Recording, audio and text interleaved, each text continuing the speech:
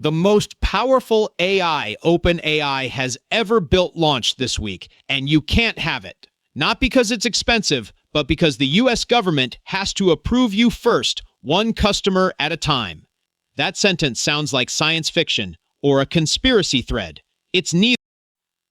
According to OpenAI and multiple major outlets, including VentureBeat, CNN, Engadget, Axios, and the Decoder, OpenAI launched its GPT-5.6 family on the 26th of June 2026 and shared both the models and its release plans with the US government before any broad rollout. The result is a limited preview going to only around 20 organizations, and during that preview, the government approves access on a customer-by-customer basis. Let me say that plainly. A federal process is signing off on who gets to use this model, one company at a time. Today, I want to walk through how we actually got here, what this approval really means, and the genuinely hard questions nobody has clean answers to yet. Keep one thing in mind the whole way through. This is a gated, limited preview, not a general release. Almost nobody can use it right now. First, let's meet the models, because they matter to the story. GPT 5.6 comes in 3 tiers. At the top is Sol, built for the hardest problems like complex coding and security research. Below it sits Terra, aimed at high-volume business work, customer support, internal tools, document analysis, and it is priced at exactly half the cost of the previous generation, GPT 5.5, for comparable work. That alone is a big deal, because having the price of capable everyday business AI quietly reshapes what's economical to automate. And then there's Luna, the fast, cheap, everyday option for summarizing and drafting. Isori, also a reportedly enormous context window, around 1.5 million tokens per a secondary report, so treat that number as reported, not confirmed. Sol gets 2 special tricks: a max reasoning mode that lets it think longer before answering, and an ultra mode that coordinates multiple sub-agents in parallel, instead of one lone agent grinding through everything, on paper. This is the most capable system OpenAI has shipped, which is exactly why the rest of the story exists. So how did we get to governments gating AI releases?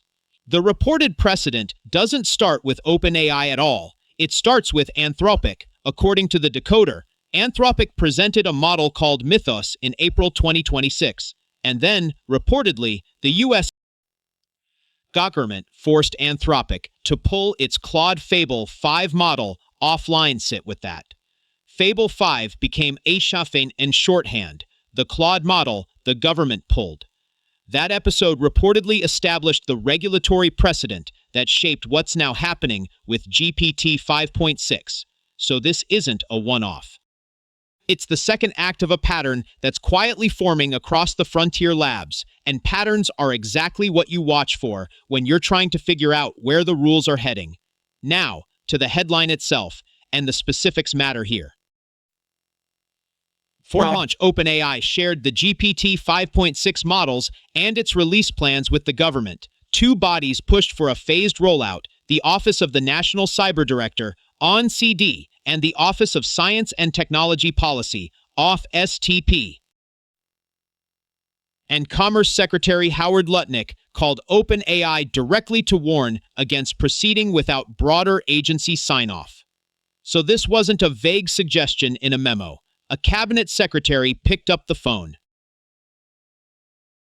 The compromise that came out of it is the limited preview, roughly 20 organizations, with the government approving access on that customer-by-customer basis. OpenAI says it launched Sol with its most robust safety stack to date, with strengthened protections for higher-risk activity, sensitive cyber requests, and repeated misuse. So, the company and the government landed in roughly the same place. Ship it carefully, ship it narrow, watch closely. What does customer-by-customer approval actually mean in practice? It means the gate isn't just on the model, it's on the user. Normally, a lab decides who clears its own safety bar, signs a contract, and you're in. Here, there's an extra checkpoint where the government has a say in which specific organizations get to touch the most capable tier during the preview. It's less like a product launch and more like an export-controlled technology where access is granted entity by entity, the way you'd treat strong encryption or advanced chips. And think about what that quietly changes. The decision about who deserves the frontier stops being purely a market decision and becomes, at least partly, a policy decision. The criteria, whatever they are, now live somewhere inside the government rather than inside a terms of service page you can read. That's a meaningful shift in who holds the keys, even if the intentions behind it are entirely good. OpenAI clearly isn't thrilled about it. Here's Sam Altman directly. We've made clear to the U.S.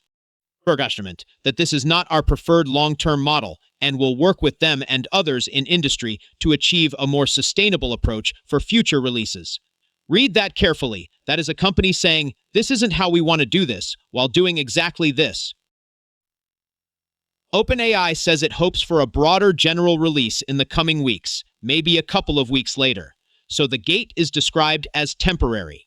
The open question is whether temporary arrangements in tech ever quite stay temporary. Let's steelman the safety argument, because it's real. OpenAI says GPT-5.6 Sol ships with its most robust safety stack to date, with strengthened protections around higher-risk activity, sensitive cyber requests, and repeated misuse attempts. And the capabilities here genuinely lean toward the dual-use end. Sol is explicitly built for security research, and on OpenAI's self-reported ExploitBench results, it's competitive with Claude Mythos on cybersecurity tasks, while using roughly a third of the output tokens, an efficiency win. Pair that with Ultra Mode, coordinating multiple agents at once, and you get a model that is both very good at offensive security-style reasoning and very cheap to run at scale. That combination is precisely the kind of thing a cautious government would want eyes on before it's everywhere. From that angle, a phased preview with a tight safety stack isn't censorship, it's a firebreak. That's the honest case for the gate, and I don't think it's a weak one. But here's the concern that deserves equal airtime, and it's not conspiratorial, it's structural. When a government decides which customers get the best AI, you've created a centralization point. The same mechanism that screens out a bad actor can, intentionally or not, function as a competitive moat. If only around 20 organizations get early access, who picks them? Large, well-connected incumbents almost always clear bespoke approval faster than a 3-person startup, so the very real safety benefit and a very real concentration of power risk ride in on the exact same policy. You don't have to assume bad faith to worry about it. You just have to notice that gatekeeping and advantage are hard to separate, and that a list of approved organizations is almost by definition also a list of who got left out. History is full of safety mechanisms that were sincere on day 1 and load-bearing for incumbents by year 3. And this is where it bites for developers and smaller companies. If you're a small shop that was planning to build on the frontier tier, the uncomfortable reality is you may simply not get access yet, not because you failed a safety review, but because you weren't one of the 20. Now there's nuance. Terra and Luna are the workhorses most builders actually need, and Terra, at half the previous generation's price, is a serious offer for high-volume tasks. The gate bites hardest at the very top on Sol, but Frontier Access has a way of compounding. Other teams who get to experiment with the most capable model first build the deepest intuition, ship the first products on top of it, and quietly set the standards everyone else has to catch up to. That head start matters, and it's exactly the kind of advantage that's invisible in a press release, but decisive a year later. So who's actually winning the capability race here? This is where you should be skeptical of clean narratives, including OpenAI's. On OpenAI's self-reported Terminal Bench 2.1 results, Sol's Ultra Mode hits 91.9%, Plain Sol 88.8%, just edging Claude Mythos 5 at 88.0%, while Terra ties Claude Fable 5 at 84.3%. On OpenAI's self-reported GeneBench biology results, Sol beats the older GPT-5.6 while using fewer tokens. Impressive, but notice every one of those numbers is OpenAI grading its own homework. Independent verification is still pending, so treat them as vendor-reported, not settled fact. And on several independent public benchmarks measured before Sol existed, Claude Fable 5 has actually led, posting WBench Pro around 80%, live code bench near 90, and humanity's last exam at 59, though Fable 5 carries a premium price tag of $10 and $50 per million tokens. So the honest takeaway is this. Sol edges Fable 5 on OpenAI's own benchmark, but Fable 5 still leads several independent ones, and the gating means most people literally cannot use Sol yet. The winner depends on the benchmark and on who's even allowed in the room. Which brings us to the questions I genuinely can't answer for you, and neither can anyone else right now. Is this a sensible, temporary safety measure for a uniquely capable model, or the first brick in a permanent system where governments decide who gets frontier AI? If the gate is really about cyber and biorisk, what's the transparent written standard for getting approved, and who audits it? Does customer-by-customer review actually make us safer, or just make the approved list shorter and more exclusive? And when Altman says this isn't the preferred long-term model, what is the alternative he's negotiating toward? And will the public ever see those terms? Notice that the safety story and the centralization story are both true at the same time. That tension is the actual news, not a slogan for either side. Here's my honest read. The instinct to put a careful, phased process around a model this capable is defensible, maybe even responsible. But the mechanism they chose, customer-by-customer government approval, is the kind of thing that's very easy to start and very hard to unwind, and it quietly turns access to the frontier into something granted rather than earned. They should take the safety argument seriously and refuse to pretend the power concentration risk away, both things at once. So here's what to actually watch in the coming weeks. 1. Does the broader general release land, roughly on the couple of weeks timeline OpenAI floated, or does it slip? 2. If it does open up, do the approval criteria ever get written down somewhere? The public can read them. And 3. Does the list stay around 20 organizations, or does it grow?